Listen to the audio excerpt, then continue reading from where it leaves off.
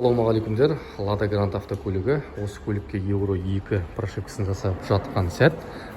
Көлікте бізде екінші лямбда-зон жасамай қалған, катализаторда жасамай қалған.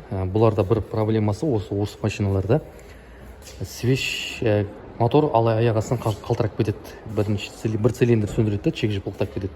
Сол проблемасын кетіріп, қазір прошивка жасап айдап көретін боламыз. Проблема кете ма, кетпей ма, немесе барлығын бір дұрыстап тексеріп қарайтын боламыз. Бізде кондиционермен жабдықталған автокөлікте. Сол кондиционермен жүрісін дұрыс жасап, наоборот түсіп кетпейтін қылып жасап, бәрін прошивкамен дұрыс жасап беруге тырысамыз. Ендеше Евро 2-ні жасап болғаннан кейін бір видео түсіретін болам тағы да. Бізде бітті дейді, прошивка жасап болдық дейді. Енді қазір айдап көреміз машинаны. Грантамызды міне Евро 2 прошивка өткізген болатынбыз. Чек ештеңе жанып тұрған жоқ бізде. Барлығы жақсы, иесі мына 8 лапын мотор болғасын. Бұлар снизов жақсалады, төменгі обороттардан жақсалық шықпады 16 лапындан қарағанда. Қалай жалпы өзгеріс жақсы болды ғой да машина? Чек ештеңе бәрі сүйінді.